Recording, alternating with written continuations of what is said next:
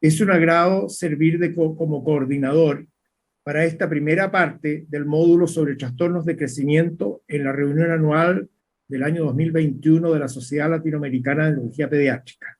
Este es un tema que en general es muy atractivo y de gran importancia para nuestra especialidad, por lo que tenemos 4 excelentes oradores. Los 2 primeros yo serviré como coordinador y en los 2 últimos el doctor Raúl Calzada de México lo hará. Nuestro primer orador es el doctor Jesús Argente, un querido amigo de la SLEP y un distinguido endocrinólogo infantil de España. El doctor Argente es profesor y catedrático, director del Departamento de Pediatría y Neurología Pediátrica del Hospital Universitario Niño Jesús y de la Universidad Autónoma de Madrid. Es autor de más de 500 trabajos y capítulos de libros y ha sido presidente de la Sociedad Europea de Neurología Pediátrica y de la Sociedad Española de Neurología Pediátrica, y ha dictado conferencias en más de 35 países sobre la disciplina de neurología pediátrica. Ha recibido diversos premios, destacando el Andrea Prader Award de la ESPE el año 2019 y el Visionary Award de la Human Growth Foundation el año 2020. Es miembro de la Real Academia de Medicina de España y recientemente ha sido nombrado miembro honorario de nuestra Sociedad Latinoamericana de Neurología Pediátrica. Es el responsable del descubrimiento de los primeros casos de mutaciones del gen PAPA2, de los que se ocupará en su conferencia, que versará sobre la relación entre la deficiencia de PAPA2 y el crecimiento. Doctor Argente. Muchas gracias, es un placer estar con todos ustedes y espero que todos y sus familiares se encuentren bien en esta terrible pandemia que todavía nos azota. Mi conferencia hoy versará sobre la deficiencia de papalicina 2 asociada con talla baja. No tengo nada que declarar, excepto que espero que pronto podamos vernos viajando y visitando España cuando ustedes lo deseen. Bien, la talla baja en la infancia supone y ha supuesto grandes progresos y comprensión. Por una parte, en lo que hace referencia a la evaluación clínica y específicamente el crecimiento prenatal versus el crecimiento postnatal. Por tanto, tenemos que conceder un valor importante a la longitud y la talla, el peso, el índice de masa corporal y el perímetro cefálico. Por otra parte, la importancia de la auxología y la maduración ósea. La evaluación longitudinal a través del desarrollo es muy importante y todavía hay una ausencia de acuerdo internacional.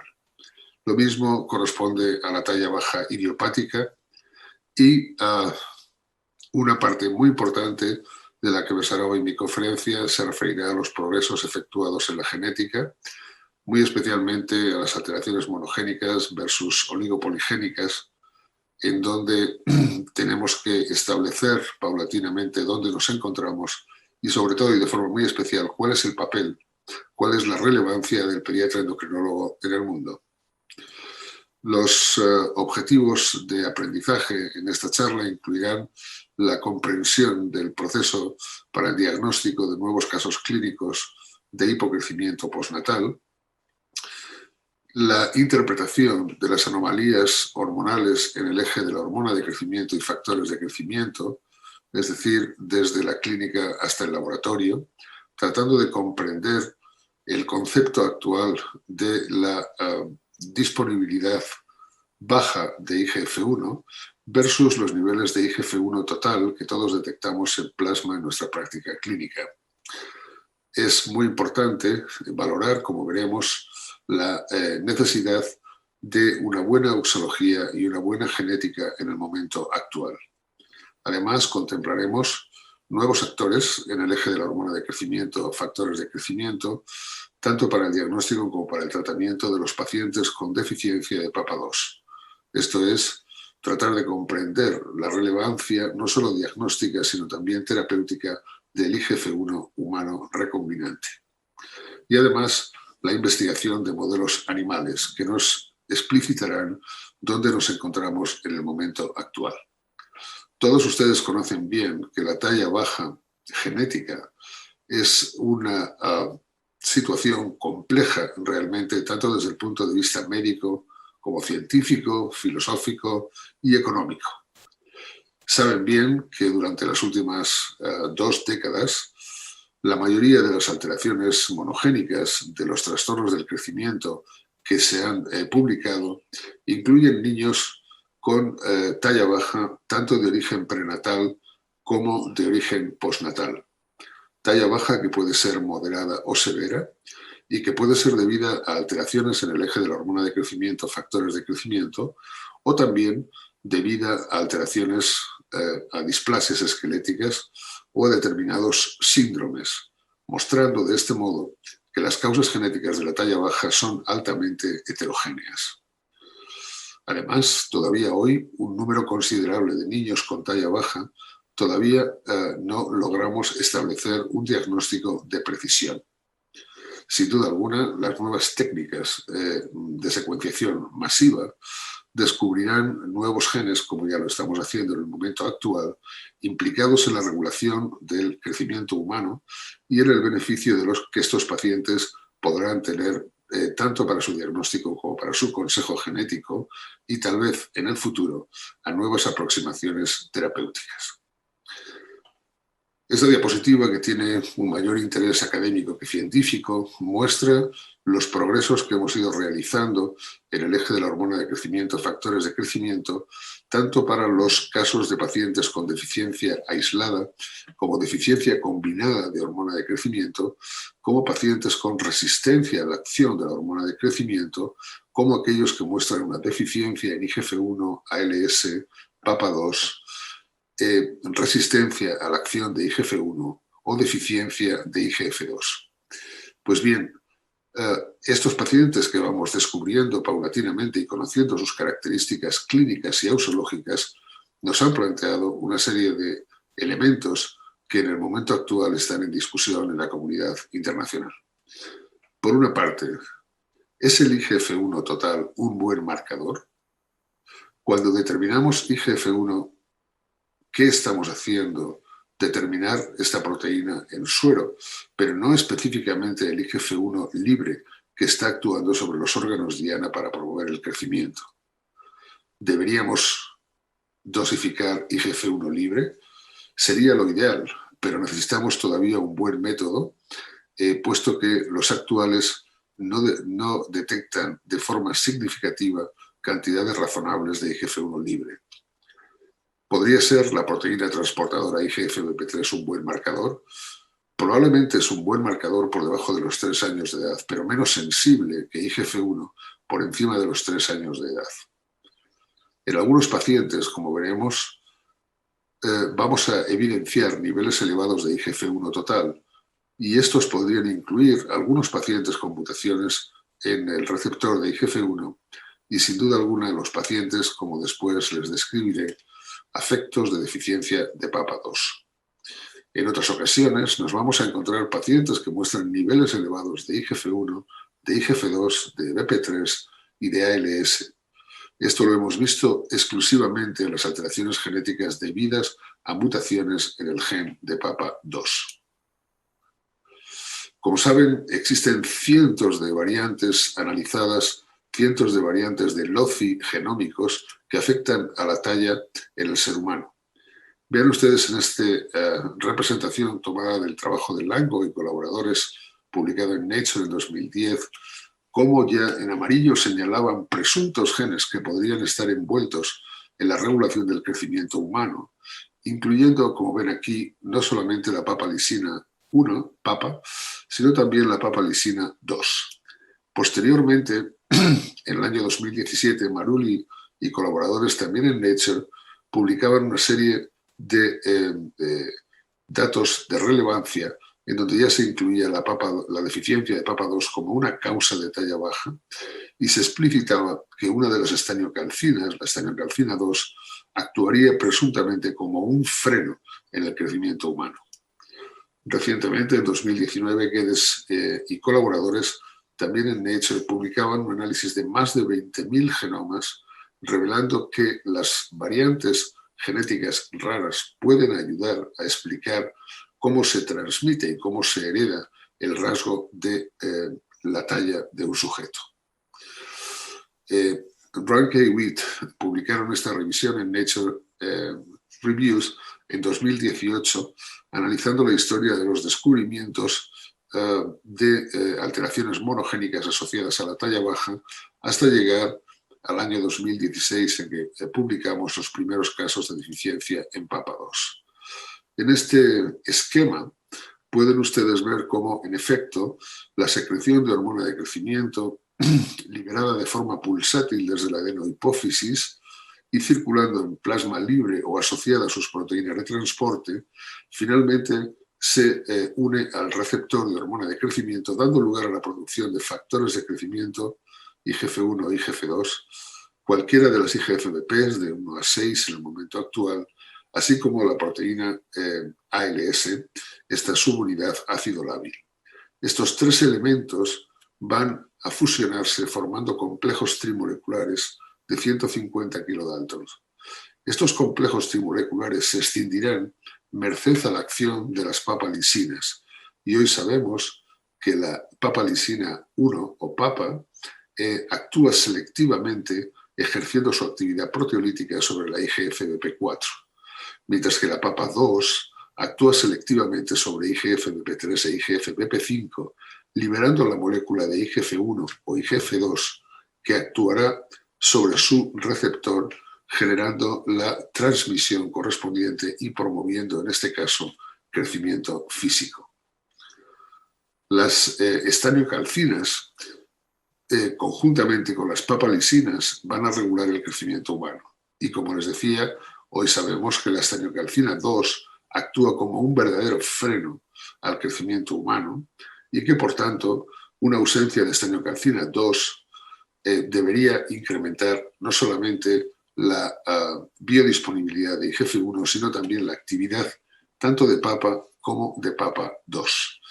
Estos fenómenos que hoy estamos empezando a esclarecer contribuirán en breve, sin duda, al mejor conocimiento de las bases fisiopatológicas de regulación del crecimiento humano. La papalisina 2, objeto de la conferencia de hoy, como saben, es una metaloproteinasa constituida por 1.791 residuos y que su actividad proteolítica la ejerce selectivamente sobre las moléculas de IGF-BP3 e IGF-BP5, liberando el IGF-1. Conocemos la estructura del gen, que se localiza en el brazo largo del cromosoma 1, constituido por 23 exones. ¿Cuáles son los hechos sobre el descubrimiento de los primeros pacientes con deficiencia de PAPA2? Bien, tuve la ocasión de ver a una paciente de 9 años de edad que acudió a nuestra consulta por talla baja. Su talla se situaba en un percentil 10, pero era muy llamativo el hecho de que la talla diana se situaba en un percentil 50-75. Esto es, en relación a la talla de los padres, esta niña, pese a encontrarse dentro de la supuesta normalidad, era mucho más baja de lo que le correspondía. Concretamente se situaba por debajo de menos 1,68 desviaciones estándar. Era una niña delgada en un percentil con un índice de masa corporal en un percentil 310, una microcefalia modesta en torno a menos 2,2 desviaciones estándar, pero era muy llamativo el hecho de que cuando determinamos los niveles de IGF-1, IGF-BP3 y ALS, todos ellos estaban extraordinariamente elevados por encima de más 3 desviaciones estándar. Los niveles de IGF-1 en sus progenitores se situaban dentro de un rango de normalidad y la resonancia magnética no evidenciaba ninguna anomalía en el eje hipotálamo-hipofisario. Esta es la primera paciente que tuve la ocasión de ver y, como ven, el fenotipo tiene ciertas características, como el hecho de presentar una nariz delgada y alargada, presentar un mentón pequeño y unos dedos tanto de las manos como de los pies alargados, un tanto aracnodactílicos, pero por lo demás ninguna otra característica especial. Cuando analizamos su gráfica de crecimiento, vean ustedes que esta niña nació en un percentil 25-50 y que al parecer había ido perdiendo paulatinamente talla, situándose en la actualidad en un percentil 10. Sin embargo, como les indicaba, fíjense ustedes cómo la talla genética estaba en un percentil 50-75. Esto es un dato muy importante y a veces nuestros colegas sajones nos preguntan ¿por qué se estudia un niño de estas características? Pues se estudia un niño porque verdaderamente, como ya se afirmaba en el año 2008 por Groth y colaboradores, así como por otros autores, efectivamente la diferencia de al menos 1,6 desviaciones estándar entre la talla actual y la talla genética es lo suficientemente importante como para ser el criterio ausológico más importante que revela la necesidad de estudiar concienzudamente estos pacientes. Su hermano tenía estas características. Él también se situaba en un percentil 10-25 cuando tuvimos la ocasión de verle. Naturalmente su talla genética 50-75, como les acabo de comentar, y un fenotipo similar al de su hermana. Inicialmente consideramos la posibilidad de que pudiera haber una anomalía en el receptor de IGF-1, sin embargo la secuencia de este gen fue rigurosamente normal. Por todo ello practicamos un exoma y en este exoma completo, en donde ven ustedes aquí una serie de candidatos, concretamente 6, encontramos en el cromosoma número 1, en donde había una alteración en homocigosis, correspondía al gen PAPA2, se trataba de una mutación tipo frame shift que acababa con una inserción AT y con un stop codon, es decir, de acuerdo con los criterios del American College of Medical Genetics and Genomics, se trataba de una mutación patógena no presente en la población control y que, como les muestro en el esquema en la parte inferior, producía un stop codon y por consiguiente no generaba su acción correspondiente. Este es el pedigrí de la familia de padres heterocigotos no consanguíneos, en donde de 4 hijos, una niña y un varón, presentaban esta anomalía en homocigosis con esta inserción AT. En la parte superior izquierda les represento el esferograma de control y en la parte inferior el esferograma de los pacientes heterocigotos, que eran los padres y una de las hijas. Aquí les muestro cómo la secreción de hormona de crecimiento estaba muy elevada y los niveles de IGF-1, IGF-2, IGF-1/3 y ALS también extraordinariamente elevados. Además, los niveles de IGF-1 libre, detectados mediante 3 métodos diferentes, incluido el método KIRA, en colaboración con el profesor Fristig en Dinamarca, pues nos indicaban una disminución de los mismos. Los niveles de suero de PAPA2 eran indetectables y los niveles de BP5 estaban ligeramente elevados, así como la insulinemia basal. En los Western blot que practicamos no pudimos ver ninguna alteración en la segregación de las bandas en los pacientes que presentaban la mutación. Por tanto, planteamos la hipótesis de que ante la ausencia de PAPA2, presuntamente se generaría un incremento de complejos ternarios en donde no se podría liberar la molécula de IGF-1 por carencia de PAPA2. Esto conduciría necesariamente a una disminución de los niveles libres de IGF-1 e IGF-2, lo cual generaría un incremento en la producción de hormona de crecimiento que a su vez daría lugar a un mayor incremento de IGF-2, IGF-1, BP3 y BP5 y por tanto más y más complejos ternarios. Para probar dicha hipótesis, en colaboración con el doctor Horacio Domene en Buenos Aires, efectuamos el estudio de la formación de complejos ternarios mediante crosslinking seguido por cromatografía. Como pueden observar en las 2 imágenes superiores, los 2 pacientes con deficiencia de PAPA2 presentaban unos complejos ternarios extraordinariamente elevados cuando se comparaban con sus 2 hermanas sanas que presentaban unos complejos ternarios dentro de la normalidad y en el rango prepuberal. Asimismo, en colaboración con el profesor Klaus Oxvik en Dinamarca, pudimos comprobar cómo la proteína PAPA2 era capaz de ejercer su actividad proteolítica tanto sobre BP3 como sobre BP5, produciéndose la digestión correspondiente.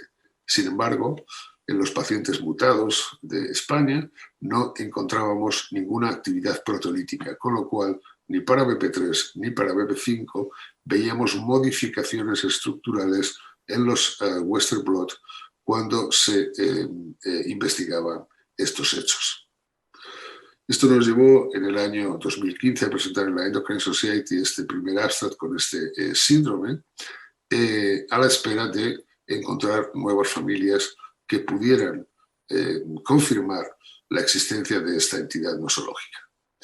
Un año más tarde, aproximadamente, en colaboración con el doctor Ron Rosenfeld, así como con las doctoras Desikan del New York Medical College y la doctora Musundar del Pittsburgh Children's Hospital, pudimos encontrar una nueva familia de origen palestino, consanguínea, que pudo ser estudiada por nosotros y por la doctora Wai y el doctor Dover en el Cincinnati Children's Hospital Medical Center, y en este caso se encontró una mutación en PAPA2 también en homocigosis, en este caso en el exon 8, y era una mutación tipo missense, una mutación menos agresiva, podríamos decir.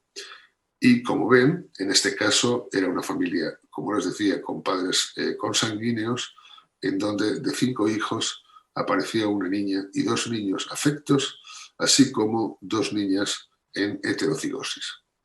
Cuando analizamos todos los datos hormonales, también los niveles de IGF-1, IGF-2, IGF-3 y ALS en azul se encontraban extraordinariamente elevados, así como la secreción de hormona de crecimiento.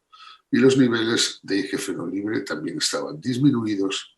Y en este caso, mientras que en los pacientes españoles la PAPA2 era indetectable debido al tipo de mutación y al stop codon en el que finalizaban, en el caso de estos pacientes con una mutación missense era detectable, pero se encontraba muy disminuida. Los niveles de IGF-5, igual que los de insulina, también se encontraban elevados en nuestros pacientes y en los pacientes de origen palestino. Esto nos llevó a hacer esta publicación conjunta en 2016 con ambas familias y naturalmente a preguntarnos y a analizar toda una serie de hechos relacionados con la importancia de los niveles de IGF-1 en salud y en enfermedad. Como todos saben, el IGF-1 fue inicialmente descubierto por estimular el crecimiento longitudinal.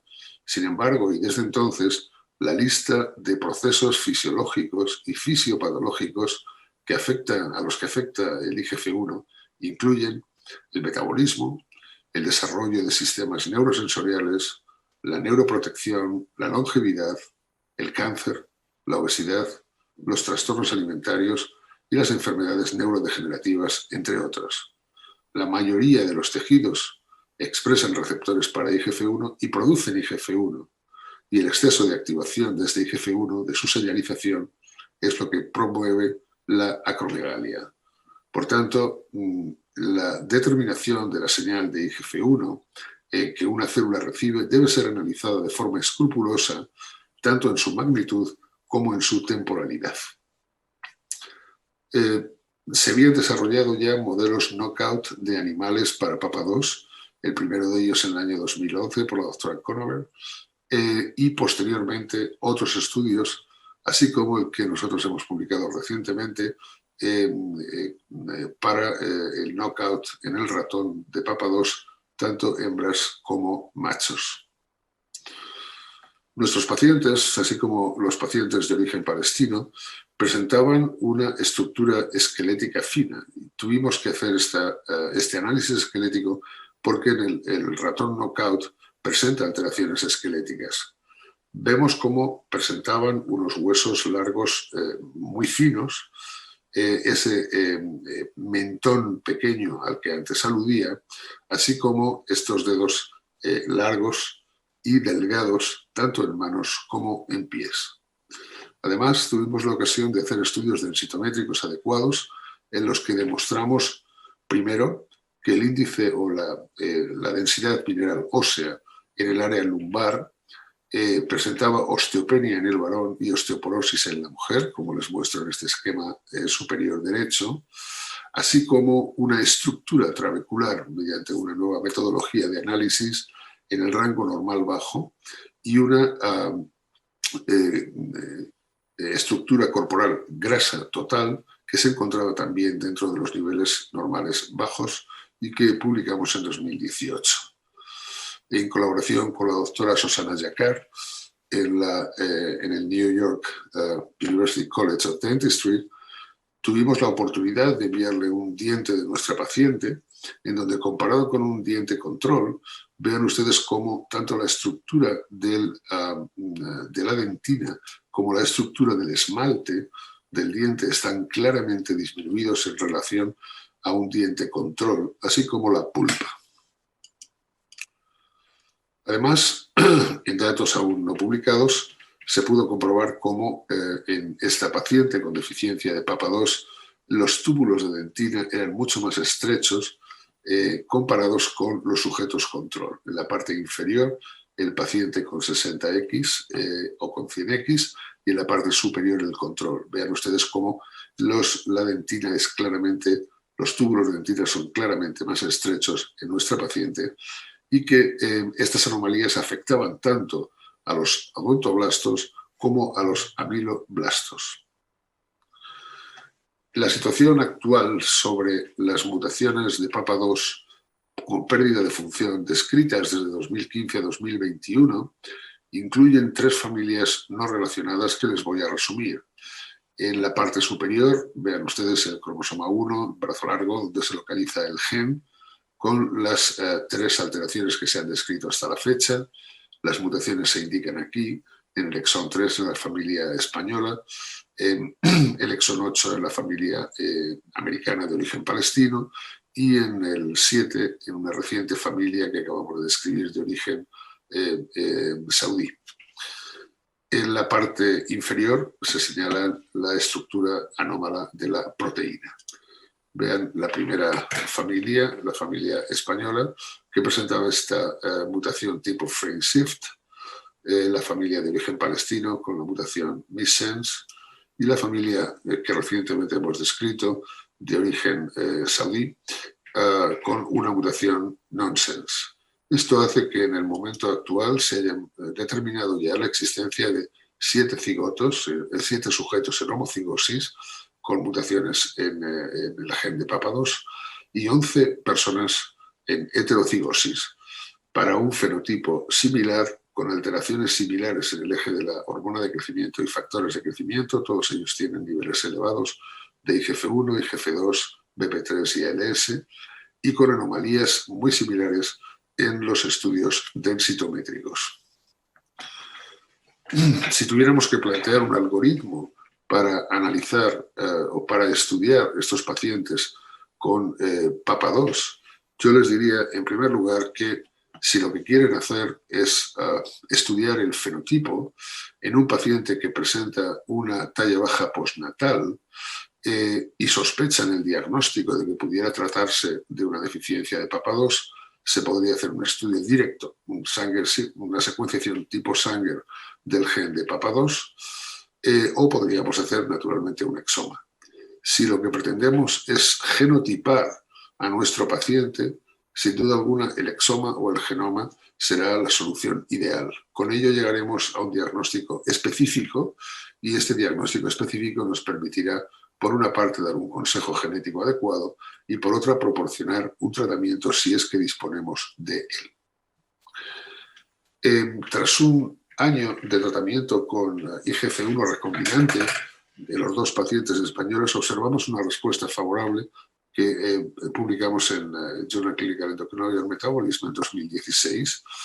Después de transcurridos 6 años de terapia, acabamos de publicar en Growth Hormone IGF Research en la talla adulta a la que ha llegado nuestra niña, así como la talla en la que se encuentra en este momento, estando en un estadio de desarrollo Tanner 4, el varón. En ambos casos han recanalizado su talla, han tenido una respuesta excelente al IGF-1 recombinante, por encima de 7 centímetros año, lo cual supone una respuesta francamente buena y presuntamente alcanzarán ambos su talla genética. Ni que decir tiene que será preciso estudiar más pacientes con esta patología y valorar si el tratamiento es igualmente eficaz.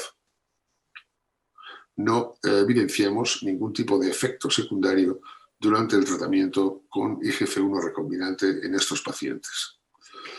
En el paciente que publicamos hace apenas un mes, procedente de Arabia Saudí, este paciente llegó a ser tratado inicialmente con hormona de crecimiento antes de saber el diagnóstico y no hubo respuesta. En el escaso tiempo que lleva, en torno a un año, en tratamiento con IGF-1 recombinante, parece ser que está respondiendo. Naturalmente tendremos que ver la evolución del mismo y para conocer cuál es su talla final. Sin embargo, su hermano, adulto en el momento del diagnóstico, pues como ven, siguiendo la historia natural, había hecho lo que habían hecho también los pacientes de origen palestino, que es disminuir gradualmente la velocidad de crecimiento hasta alcanzar tallas en adultas realmente muy por debajo de la normalidad. Por tanto, el patrón auxológico de los pacientes con deficiencia de PAPA2 es ciertamente singular, produciéndose una disminución paulatina de la velocidad de crecimiento en etapa prepuberal que a partir de los 6-7 años comienza a ser más evidente y que, dejado a su historia natural, alcanzará una talla adulta, una talla definitiva, extraordinariamente patológica. Bien, nos preocupamos en saber si la metabolómica podría ayudarnos a estudiar la respuesta de IGF-1 y efectuamos estudios de metabolómica untargeted, es decir, no dirigidos explícitamente, y encontramos, por una parte, un incremento de los niveles de ácidos grasos y promoción de la lipogénesis. Encontramos que el tratamiento con IGF-1 recombinante en estos pacientes incrementaba sustancialmente el efecto proteico, muy especialmente los niveles de ácido glutámico, de glutamina y de asparraginasa, y sorprendentemente también incrementaba de una forma extraordinariamente llamativa los niveles de 4-hidroxiprolina como un marcador, bien saben, de colágeno y de reabsorción ósea. Por consiguiente, en estos estudios pudimos concluir que el cambio extraordinariamente importante en los niveles de hidroxiprolina, así como de los ácidos grasos, en estos pacientes con deficiencia de PAPA2 tratados con IGF-1 recombinante, podían ser muy informativos para valorar la respuesta del tratamiento con IGF-1, sugiriendo una función realmente relevante para la metabolómica en la monitorización de la terapia. En nuestro modelo animal knockout pueden ver que tanto en los machos como en las hembras, en el modelo knockout hay una disminución tanto de la longitud corporal como del peso corporal, y en un análisis detallado recientemente publicado, en donde pudimos analizar el crecimiento del fémur y de la tibia, tanto en machos como en hembras, se evidenció que en ambos el tamaño de la tibia y del fémur era significativamente inferior al de los ratones normales, y por consiguiente se evidenciaba una alteración similar a la descrita en humanos. Además, mediante técnicas de refinamiento tipo Rietveld, hemos podido estudiar los grupos hidroxilo de las diferentes proteínas, las amidas, los fosfatos, así como los carbonatos y la estructura cristalina, encontrándose un deterioro llamativo en los ratones afectos, en los ratones knockout para PAPA2. En resumen, les he mostrado las mutaciones patogénicas en el gen de PAPA2 conocidas a fecha de hoy. Estos pacientes presentan un claro retraso postnatal del crecimiento, así como múltiples anomalías en el eje de la hormona de crecimiento IGF, presentando niveles muy bajos de IGF-1 libre y muy altos de IGF-1 total. Además, muestran una alteración en la densidad mineral ósea, una disminución de la misma en el área lumbar L1, L4, y normal baja mediante estudios de estructura trabecular densitométrica. Estos pacientes, asimismo, muestran una disminución de la dentina y el esmalte en sus dientes, afectándose tanto los odontoblastos como los amiloblastos, que explicarían al menos en parte, el hecho de que estén sometidos a unos niveles bajos crónicamente de IGF-1 libre. Estos pacientes, de acuerdo con nuestros datos y datos preliminares de otros, implican la posibilidad de que el tratamiento con IGF-1 recombinante pudiera ser de utilidad. No obstante, estamos estudiando en el ratón knockout tanto el efecto de la hormona de crecimiento murina sobre su crecimiento como el efecto del IGF-1 recombinante, así como el efecto de la papalicina recombinante murina, para conocer si alguno de ellos puede producir unos efectos mejores que otro en la respuesta al crecimiento.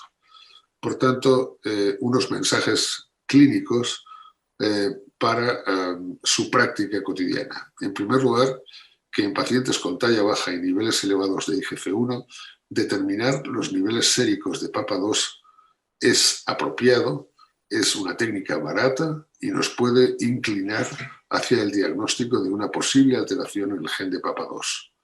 En segundo lugar, que este gen ya ha sido añadido a las bases moleculares del hipocrecimiento armónico en el ser humano. En tercer lugar, que el tratamiento con IGF-1 recombinante mejora el crecimiento en estos pacientes y, al menos en nuestra experiencia en los 2 pacientes españoles, está alcanzando, una vez recanalizado, está alcanzando su talla genética. Y en cuarto lugar, que es probable que ustedes se pregunten por qué diagnosticamos pocos pacientes con deficiencia de PAPA2. Y esto probablemente puede ser debido al hecho de que algunos pacientes, cuando acuden a nuestra consulta, están situados dentro de más o menos 2 desviaciones estándar, y si no valoramos muy bien la talla genética, probablemente se nos pasen y no ejerzamos sobre ellos un estudio más directo. Por otra parte, es importante que ustedes valoren los niveles de IGF-1 total. A veces en nuestros laboratorios cambian la metodología de los niveles de IGF-1, a veces llegan a niveles un poco altos, no se le da una importancia adecuada y probablemente estamos perdiendo la posibilidad de hacer un diagnóstico selectivo de pacientes con deficiencia de PAPA2. No olviden, por tanto, esa diferencia entre la talla que presente un sujeto en un momento determinado cuando lo analizan, aunque estén más o menos 2 desviaciones estándar, y la diferencia que pueda tener con su talla diana. Sí, estaríamos encantados en nuestro grupo en poder continuar analizando pacientes de estas características, y si quieren ustedes colaborar por tener algún paciente con talla baja postnatal, con velocidad de crecimiento disminuida y con niveles elevados de IGF-1, IGF-P3 o ALS, por favor pueden contactar conmigo y procuraremos tratar de ayudarles a efectuar el diagnóstico. ¿Cuáles van a ser las futuras direcciones en este eje? Bien, como les he repetido, la estanocalcina 1 es un auténtico freno en el crecimiento humano. Por lo tanto, si logramos antagonizar la actividad de STC2, probablemente incrementaremos la actividad de PAPA y de PAPA2 con un efecto sobre el incremento en la señalización de IGF-1. Por otra parte, el hecho de que el IGF-1 recombinante funcione adecuadamente en mejorar el crecimiento de estos sujetos no implica que tal vez en un futuro la PAPA2 recombinante humana pudiera promover un crecimiento a sí mismo favorable o incluso mejor regulado. En conclusión, tenemos nuevos moduladores que se incluyen en la regulación del eje de la hormona de crecimiento, que estos elementos están cambiando nuestra forma de analizar el IGF-1, los niveles de IGF-1 en la práctica clínica, y que podrán cambiar la aproximación terapéutica a algunos casos de talla baja con nuevas drogas que eventualmente podamos tener. Quisiera finalizar expresando mi sincero agradecimiento a todo mi grupo en el Hospital Infantil Universitario de Madrid, en la Universidad Autónoma de Madrid, así como al doctor Suárez. Él está en Málaga, en el IBIMA. Ellos han desarrollado con nuestra colaboración el modelo Knockout para PAPA2, que nos sirve en el momento actual para hacer los estudios que ya les he mostrado y los estudios que aún continuaremos efectuando en este modelo animal, que sin duda alguna nos servirá para interpretar mejor las bases fisiopatológicas de este nuevo síndrome de pacientes afectos de mutaciones en PAPA2. Y naturalmente a los colaboradores internacionales que han participado en los diferentes estudios, tanto genéticos como metabolómicos, como en el caso de la doctora Jokar, les mencionaba previamente, el caso del profesor Fristig y Oxvik en Dinamarca, en los estudios que hemos podido efectuar en estos pacientes, así como al doctor Domene en Buenos Aires, por los estudios que también nos ayudaron a entender mejor los complejos ternarios. A todos ellos, muchas gracias, y a todos ustedes por su atención. Muchas gracias. Le agradecemos al doctor Argente su excelente presentación y abrimos la sesión para preguntas de la audiencia.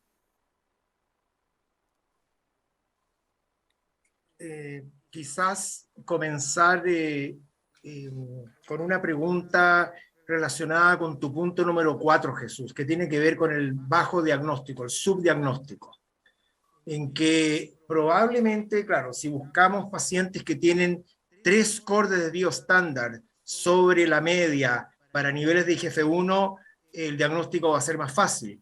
Pero mi pregunta a ti es, ¿tú crees que pacientes que quizás tienen más 2 score de desvío estándar para IGF-1, en que no estamos midiendo PAPA habitualmente ni ALS, podrían ser formas más sutiles de esta misma patología?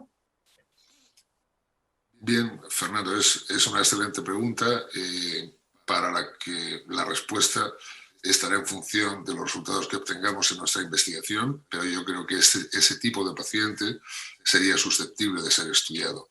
Y como digo, igual que dosificamos PAPA2 para el estudio del diagnóstico prenatal de una forma habitual, siendo una tecnología muy sencilla y muy barata, pues para mí en estos momentos resulta un elemento importante en la evaluación clínica de la talla baja, porque tenemos que continuar investigando. De hecho, puede parecer que 7 pacientes homocigotos derivados de 3 familias no relacionadas sean muy pocos pacientes, lo son en efecto, pero lo que también es evidente es que no se ha profundizado internacionalmente en la búsqueda de estos pacientes, no se ha determinado la PAPA2 en los pacientes con talla baja, y estoy convencido, estoy persuadido de que si esto se hace, podremos encontrar más pacientes. En definitiva, extraer más pacientes con el diagnóstico de talla baja idiopática para incorporarlo a este diagnóstico o a otros que sin duda alguna surgirán en el futuro.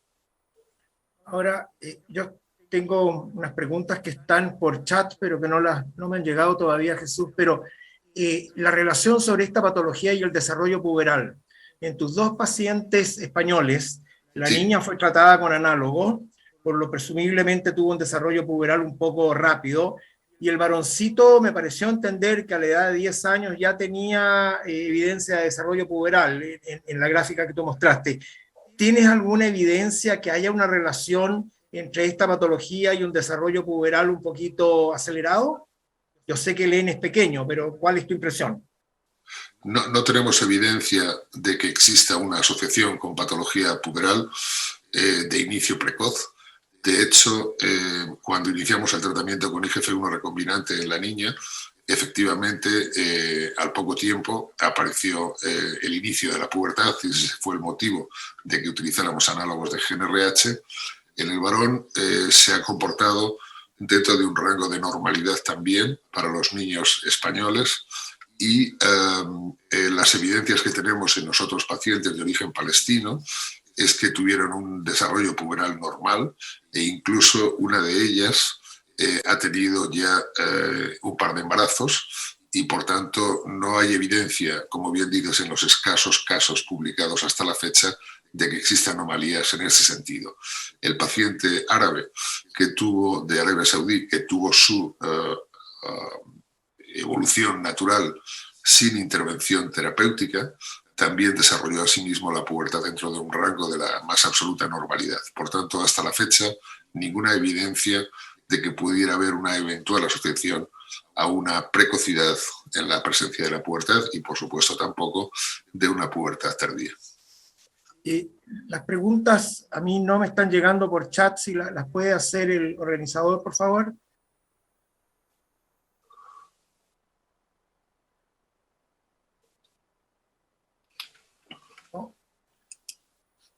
por lo menos a ti, no sé si te llegan a ti, Jesús, pero a mí yo no las veo en mi pantalla, porque dicen que ya hay varias.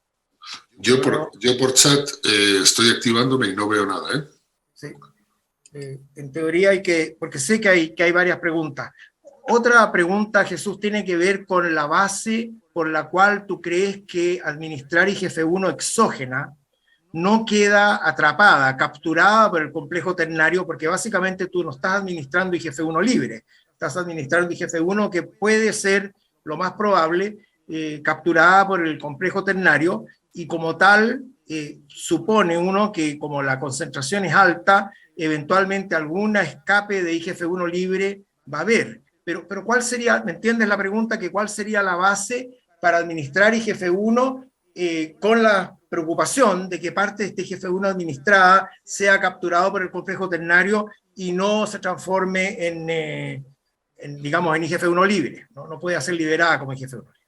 La explicación a esta pregunta viene de la mano de que una vez efectuado el diagnóstico, la pregunta es, ¿podemos hacer algo por mejorar la talla en estos niños?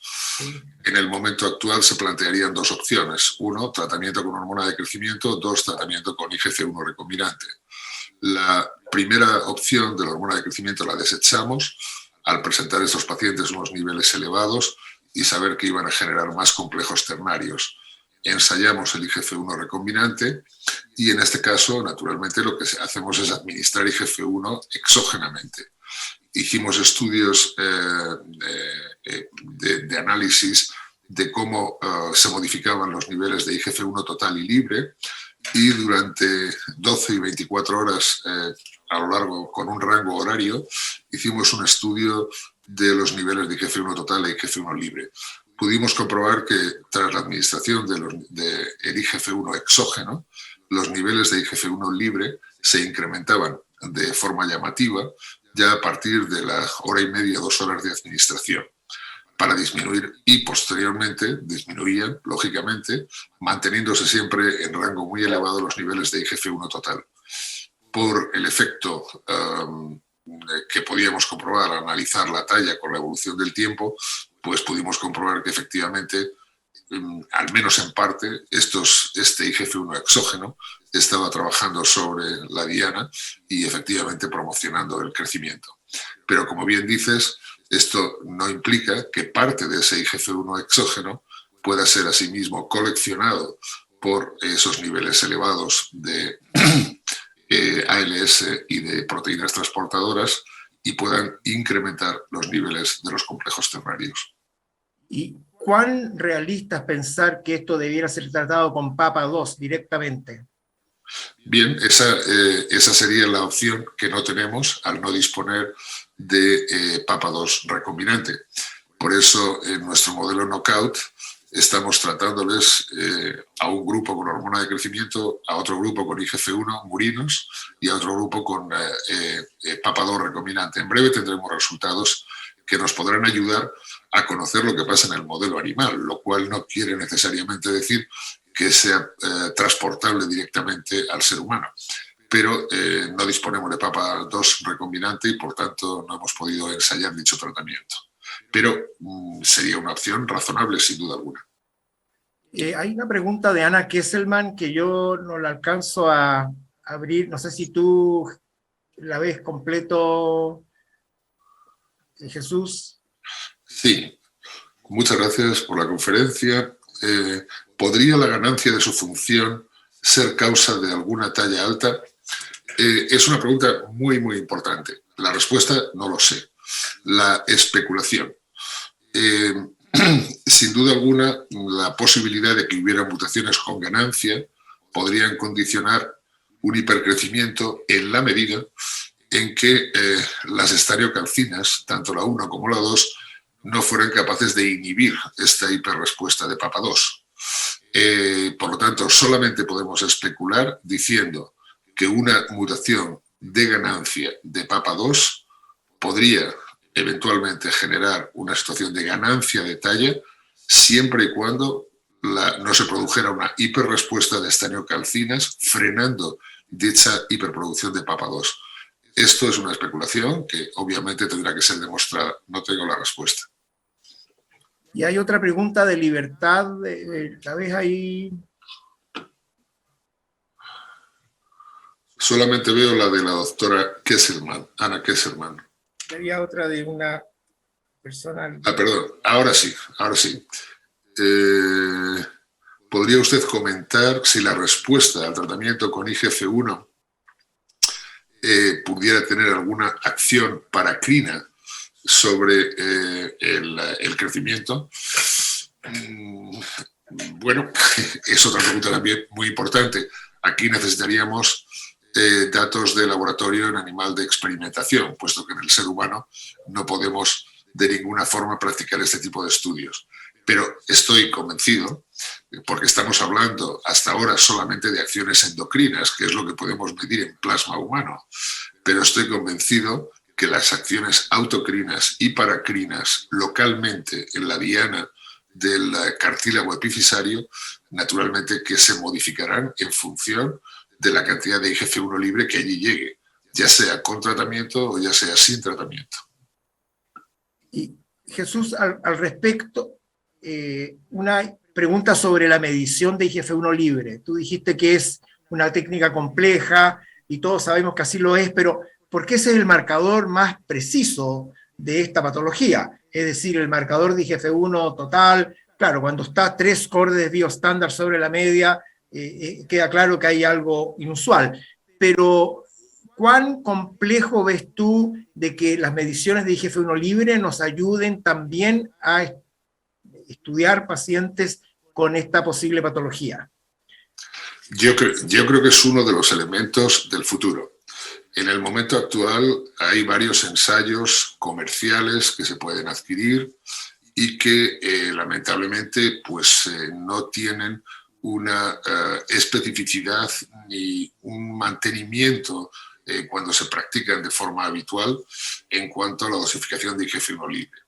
El método KIRA, que desarrolló el profesor Jan Fristik de la Universidad de Aarhus en Dinamarca, actualmente está considerado el gold standard en la medición de IGF-1 libre. Y yo creo que este método, que todavía necesita mejorarse, va a poder ser de utilidad en el momento en el que existan ensayos sencillos, accesibles para la mayoría de los laboratorios en el mundo. Creo que la determinación de IGF-1 libre, cuando realmente tenga una sensibilidad y una especificidad y una capacidad de ser reproducida con índices de correlación intra- e interensayo adecuados, podrá ser de una enorme utilidad, probablemente más que el IGF-1 total, que en estos momentos más confunde que ayuda. Y desde luego creo que tendrá una utilidad muy importante para todos los pediatras endocrinólogos en el tratamiento con hormona de crecimiento.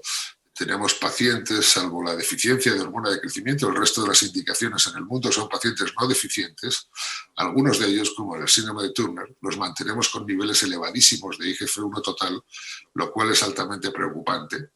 Y la determinación de IGF-1 libre podría servir para tomar alguna dirección más concreta en modificar la dosis de hormona de crecimiento o de eventuales tratamientos que podamos tener en un futuro próximo.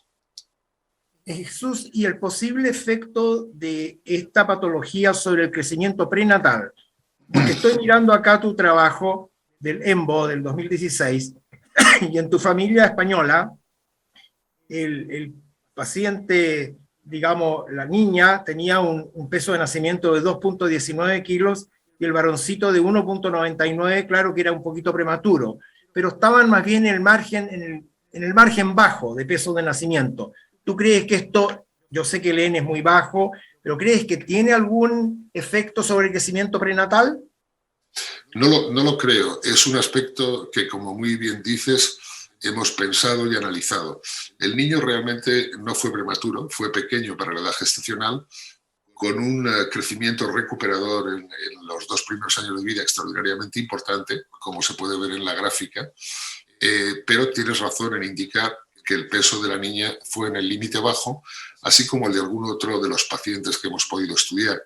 Por lo tanto, es un elemento que tenemos presente, pero personalmente, si tuviera que decantarme en estos momentos, creo que no representaría una función importante en el crecimiento prenatal esta mutación de PAPA2.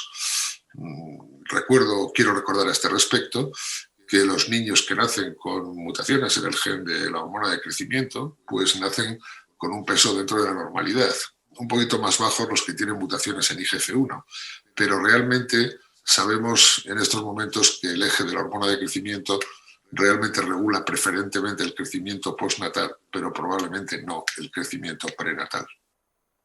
Y por otro lado, ¿a ti te parece o tienes algún estudio en el cual estás buscando pacientes ya no con el cuadro clásico que tú presentas, sino que si tú te vas a una población de niños en percentil 5 o 10, que está un poco por debajo de lo que es su talla medio parental, y con niveles de IGF-1 sobre la media, no 2 desviaciones estándar, pero un poquito sobre la media, ¿te parece que un estudio de ese tipo se justifica, es razonable hacerlo, para buscar formas que serían de menor expresión fenotípica que las que has presentado hasta ahora?